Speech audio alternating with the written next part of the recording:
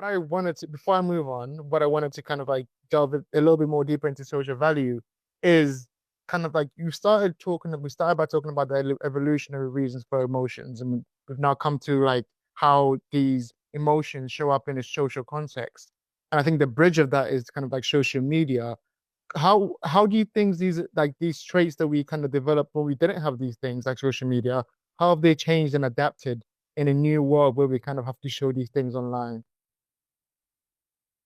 That's a great topic. I mean, like that's a whole next hour, right? So, Exactly. so can I draw an analogy for something? So, social media is a huge component of our world, and it's a reflection of our psychology, right? Someone didn't build it from the cloud down. This came from, like, if you will, genes up, right? So, but one of the ways to think about it, an analogy would be like fast food restaurants. And so, as hunter gatherers, we have certain food preferences and we tend to prefer. So, what are those food preferences? We seek out and are highly motivated to eat and consume fats and sugars. And the reason why we are inclined to do that is because those are the pieces of matter, sorry, nutrients that varied over ancestral time, right? So you walk out of your hut, you're walking on the savannah, and what's in front of you are a lot of grasses. You can kind of dig. Maybe there's some tubers and maybe nuts or whatever is out there, tubers. And so the point is that there are certain things that it would have had very low variance that would have been very common, like you couldn't get away from as a kind of ancestral hunter gatherer. And then there were items in the environment that were high variance, right? So this would have been seasonal fruits that are on trees that grow near water, right? Versus, animals and prey. And so they move and they're patchy. And so you have to go chase them. They're not just sporadically, randomly, spread throughout the environment for you to go easily grab. And that's why we needed these intense motivational systems. So we have motivational systems to seek out sugar when available and also kind of protein and fats, which were embodied in animals.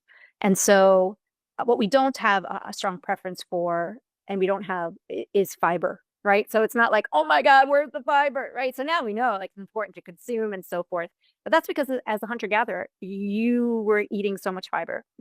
You couldn't avoid it, right? That was just a staple as part of your diet. Fast forward to modern environments now, what do we see? Our psychology, our motivation to seek out fats and sugars led to fast food restaurants that peddle those kinds of nutrients and less so on the healthy stuff, at least initially, right? And so then people kind of learn, oh, I need to balance. But people, if left to their druthers and didn't get fat, would all eat, pizza and brownies, or at least now you know what I'd be eating. So, but the idea is our preferences in modern worlds reflect ancestral patterns of variance, right? The things that mattered to us for survival and reproductive means. And so now fast forward to technologies that we have in order to socially relate, assess, coordinate, feel valued. All of this is a reflection of the psychology. I can be valued here, right? And so some people, to the extent that they're bad in person or they burned all the bridges in person, online, like it's a endless world of endless people. And that's the other thing that's really new. It's not just 300 to 400 people in your tribe. It's like, billions of people that you can reach. You don't like this group, there's another group. So this kind of mobility is also really weird. And it's like, oh, I struck out here, I can go over there. And so, but normally our psychology is one of, I'm here, I need to fix it here.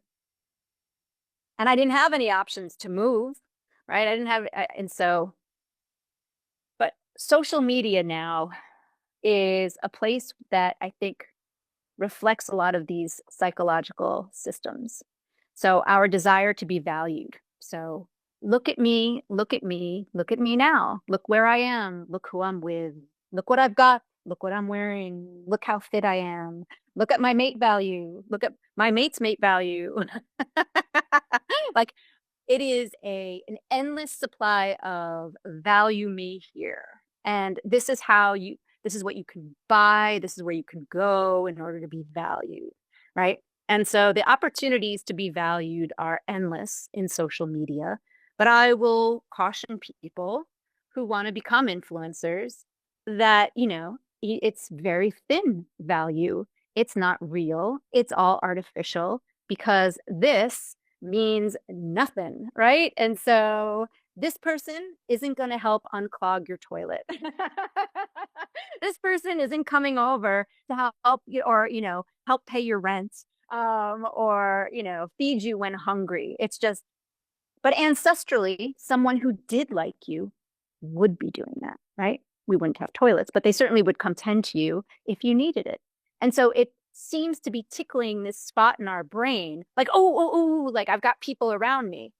And so one of the paradoxes that we have run into in modern times is our brain is sifting for and thirsts and hungers for these valuable relationships. And we've been very good over ancestral times to determine true friendships and true relationships from fair weather friends. And the reason is because there would have been times ups and downs. And only during times of severe downs would you have known who was really there for you. And so there's no downs in a social media environment, right? And so the clarity, you'll never get a clarifying event to determine who's actually there for you. I mean, yes, I shouldn't say that. There are downtimes in social media. There's like public shamings, right? And so you have this kind of shame game. And so then the question is, who really cares for me? Like suddenly now all those thumbs up turn to thumbs down. It's like, oof, stay away from that, right? And so that's a bad look. And so that kind of huge turn, you've relied on fair weather friends. And so we know the difference between them. And you talk about anxiety. So the anxiety that can happen now, even with people with lots of likes. Yes, you might have lots of likes. You might have lots of connections on social media. People seem to respond to your posts. But if that's still leaving you with a sense of anxiety, it's because none of them are actually tried and true. So you've got lots, but with low certainty of each one. Compare that to someone who has few with high certainty of each, right? That's very, very different. So I think that a high level of anxiety, to the extent that people are only cultivating friends in that environment, is dangerous, right? So being valued in the real world and interacting with someone who really has your back, even just if it's one good friend, could really mean a lot.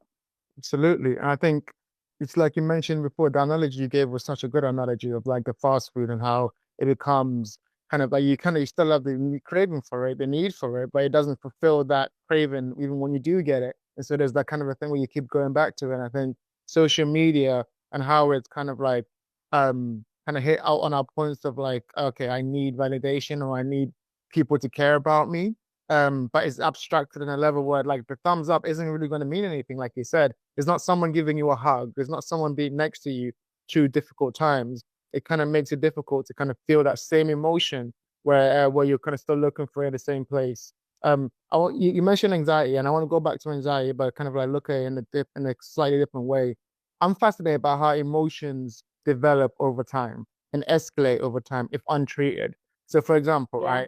right, if you might start a relationship with a friend, and that friend will make you a little bit annoyed, and then if you don't talk about it, you get a little bit of anger, anger at this person, like why did they not like notice this thing that's happening? And then over time, if you're not careful, it turns into resentment.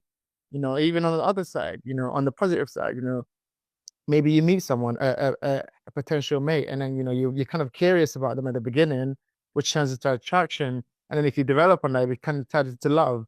So like, talk to me about like how we can take anxiety, for example, and use anxiety as a way how emotions develop over time.